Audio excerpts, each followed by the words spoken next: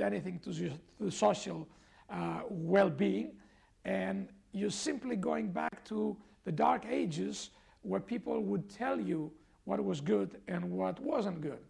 To me, anytime any government or any body of government or any authority, self-appointed or otherwise, tries to tell people what to watch and what not to, what to read and what not to, this is no more and no less than cut and dry dictatorship. And as such, I view censorship. Am I proud because I made Island of Death? I am proud because I decided to do it. It was bold and it was daring in the middle of the 70s. Not many people would have tried to make a movie like this back then, 25 years ago. Actually, not many people would have attempted to make a movie like this today, although I believe that in terms of gore and perversion and strange stuff, I've been beaten to a pulp by younger directors of the last decade, especially with the dawn of video movies, where everybody could do anything strange and push the envelope. I think I've been absolutely beaten to a pulp. Am I proud? I'm proud because it kept me afloat and alive at the time that I needed it. The income from this movie created a lot of other movies. Some of them I would consider that they were significant both for my career and for the audience who watched them. And I would think that I am proud because given the budget that I spent, given the technical facilities of the time and time restrictions and talent restrictions, even 25 years after we made the movie, even now in the year 2001, 2002, the movie aesthetically is still holding nicely.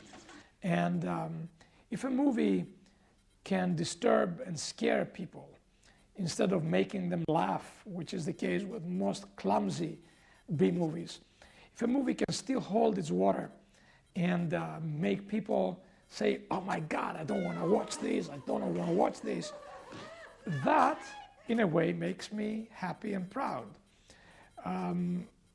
People usually ask me, does it bother you that you have this movie in your past? Because right after this movie, you made The Greek Tycoon with Anthony Quinn and Jacqueline Bisset. You made movies with Kirstie Alley, with Academy Award winners like Jose Ferrer and George Kennedy.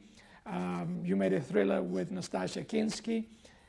How do you feel about having made that movie and having to accept that you have made that movie? Well, let me tell you that I never regretted making the movie, and I'm not the kind of person that will try to hide away from this movie. And a proof, three-dimensional proof of this philosophy is the fact that I, of all people, decided to re-release Island of Death in the year 2002.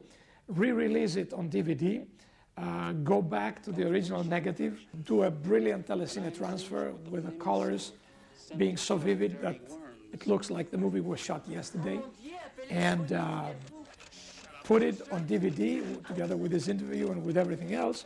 So on the one hand, I can have more audiences watch the movie. On the other hand, I can inform those audiences as to what lies beneath Island of Death.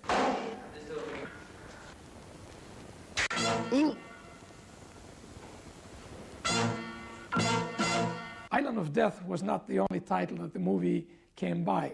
My original title was Devils in Mykonos, Mykonos being the name of the island.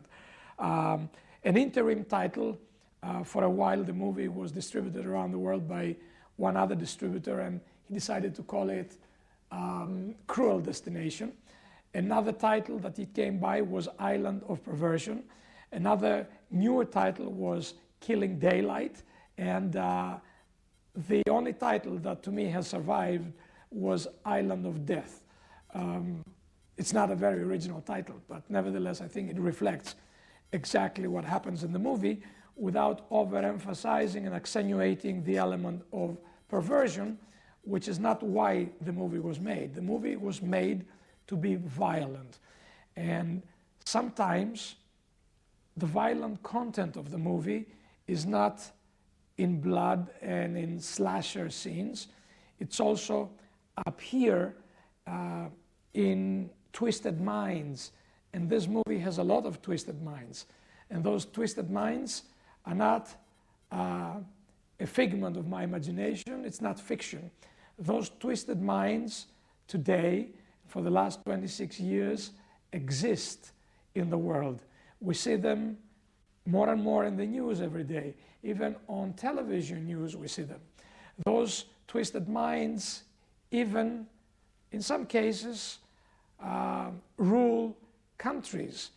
You saw how twisted the minds of the Taliban have been with everything they did to women, with banning music and television, with executing people for violating such absurd regulations. So the twisted minds that I depict in Island of Death are absolutely nothing. They are kindergarten stuff compared to the twisted minds that walk among us today in every part of this world.